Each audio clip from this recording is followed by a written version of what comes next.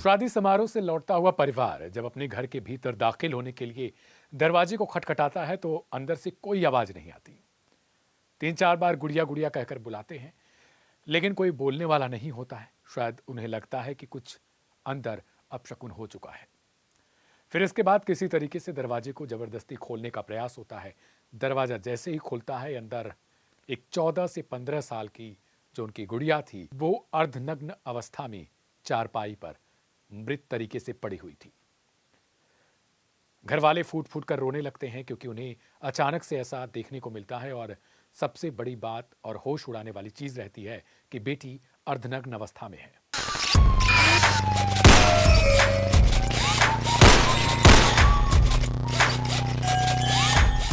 नमस्कार, मेरा नाम है दिव्यांशु और आप देख रहे हैं क्राइम कथा का एक और नया एपिसोड।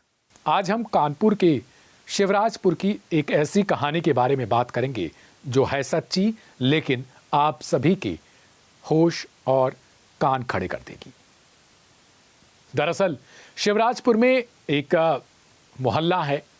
वहाँ पर एक लड़की है, 14 से 15 साल की है, जिसका प्रेम संबंध एक लड़के के साथ है। लड़का तकरीबन 20 से 25 किलोमीटर की दूरी का है। कुछ दिनों तक इन सबका प्रेम प्रसंग चलता रहता है। छोटी सी बच्ची है, यानी समझ लीजिए 14 से 15 साल की उम्र है। लेकिन एक दिन अचानक से ऐसा होता है कि बच्ची का पूरा परिवार किसी शादी समारोह में शामिल होने के लिए जाता है। 8 से 9 बज रहे थे और बच्ची जो है वो फोन करके अपने प्रेमी को घर पे बुलाती है, यानी जो ये लड़की है, और कहती है कि आज कोई नहीं है घर पर, आ जाओ और यहीं मुलाकात करते हैं। जो दोस्त है उसका, यानी प्रेमी जो है, वो अपने दोस्त को फ़ोन करता है। शुरुआत में घबराता है कि घर पे कैसे जाऊं। इसके बाद उसके दोस्त से उसकी बातचीत होती है और दोस्त कहता है कि ये तो बड़ी अच्छी बात है कि तुम्हें तुम्हारी प्रेमिका मिलने के लिए बुला रही है, और वो भी अपने घर पे। फिर पूछता है उसका दोस्त कि आखिर मिलने के लिए क्यों बुलाया, पूरी बात मुझे बताओ। जो दोस्त है उसका, जो प्रेमिका है, उसका नाम कुलदीप है। कुलदीप कहता है कि कह रही है कि उसके परिवार का कोई भी सदस्य घर पर नहीं है, एक छोटी सी बच्ची है, बस उसकी भतीजी है, और मुझे डर लग रहा है कि कहीं मैं पकड़ा ना जाऊं उसके घर पर। तो दोस्त कहता है कि नहीं, अगर शादी समारोह में गए हैं और वो बुला रही है तो बहुत अच्छी बात है, लेकिन याद रखना अपने साथ में कुछ ऐसी दवाएं भी लेकर जाओ। और दोस्त से वो पूछता है कैसी दवाएं, तो वो सेक्सुअल कुछ दवाओं के बारे में जिक्र करता है और उसे बताता है कि शक्तिवर्धक जो गोलियां हैं वो भी ले लो, कुछ किट्स ले लो, ये जरूरी है अगर अपने घर पे बुला रही है।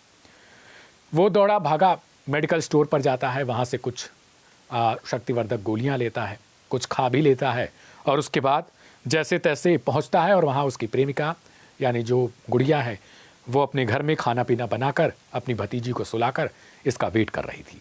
8:30 से 9 बजे का समय रहा होगा। ये पहुँचता है, दोनों मिलते हैं, उसके बाद बैठकर बातचीत करते हैं, फिर खाना लगाती है, खाना खाते हैं, और इसके बाद फिर ये जो प्रेमी है वो धीरे धीरे उसके कपड़े उतारता है और उससे संबंध बनाने के लिए कहता है। शुरुआत में ना करती है और उसके बाद मान जाती है। कुछ ही समय बाद, और ठंड का मौसम भी चल रहा है, कुछ समय बाद दोनों संबंध बनाते हैं, एक ही बार नहीं कई बार, और प्रेमिका को पूरी तरीके से नंगे किए रहता है, और ये तकरीबन 7 से 8 घंटे। ठंड का समय भी है और 14 से 15 साल की वो लड़की है, उसे ठंड लगने लगती है, शरीर उसका धीरे धीरे अकड़ने लगता है। और फिर जो प्रेमी कुलदीप है वो धीरे धीरे ये सोचता है कि कुछ इसको हो गया। हालांकि वो इस दौरान 3 से 4 बार संबंध बनाता है और पूरी तरीके से, यानी ना कोई बदन पर कपड़ा है, ना कोई कंबल है, ना कुछ है, मतलब पूरी तरीके से उसको नग्न करके रखता है और खुद भी रहता है।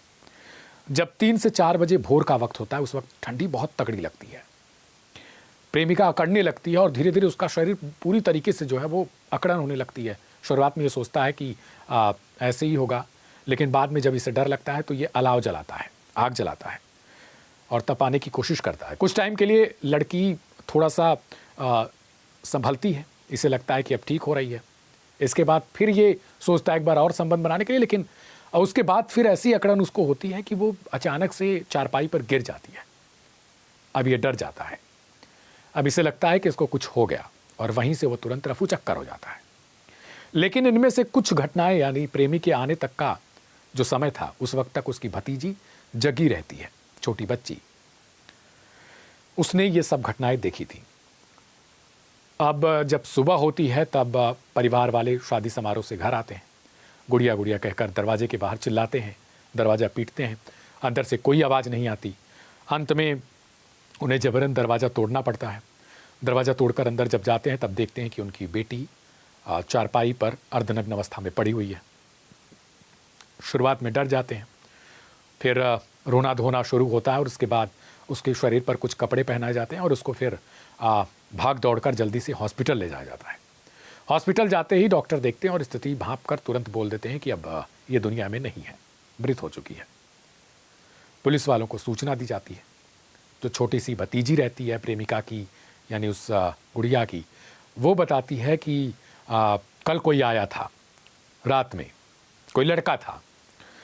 इसके बाद पुलिस को शक हो जाता है। वो मौका वारदात जो जहाँ पर घटना घटी थी, जहाँ पर दोनों मिले थे, उसी कमरे में जाती है और देखती है कि वहाँ पर कुछ शक्तिवर्धक गोलियों के पैकेट्स हैं, कुछ ऐसे किट्स हैं, ऐसे संबंध जो बनाने के दौरान उन्होंने यूज किए होंगे। वो किट्स देखकर पुलिस को पूरा कंफर्म हो जाता है तकरीबन कि घटना क्या रही होगी। इसके बाद पोस्टमार्टम के लिए बॉडी को भेजा जाता है। वहाँ पर पता चलता है कि मौत आखिर किस वजह से हुई है। फिर पुलिस वाले पता करते हैं कि आखिर कौन वो शख्स था। वो मोबाइल फ़ोन जो वहाँ पर पड़ा हुआ था लड़की का, उसको खंगाला जाता है। उसमें पता चलता है कि लास्ट जो डायल नंबर है वो किसका है। उस पर फ़ोन किया जाता है, फ़ोन स्विच ऑफ।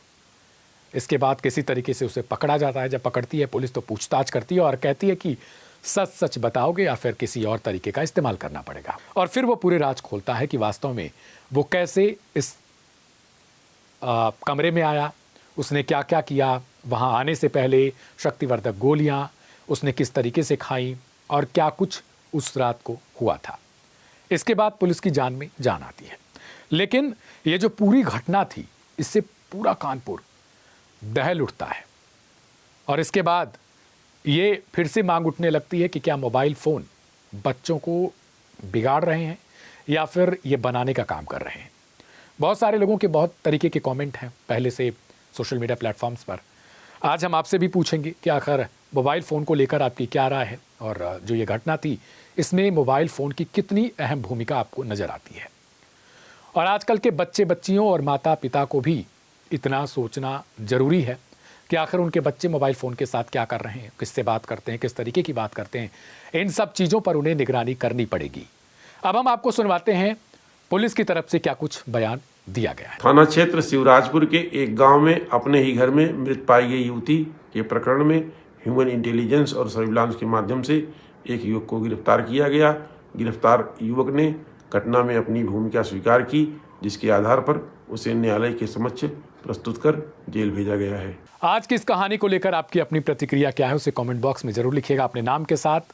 और मोबाइल फ़ोन को, जैसा पहले ही हमने बोला कि मोबाइल फ़ोन को लेकर आपकी क्या प्रतिक्रिया है, क्या सोचते हैं आप, और कितनी उम्र तक बच्चों को मोबाइल फ़ोन नहीं देना चाहिए या फिर किस उम्र के बाद मोबाइल फ़ोन की ज़रूरत आपके हिसाब से लगती है।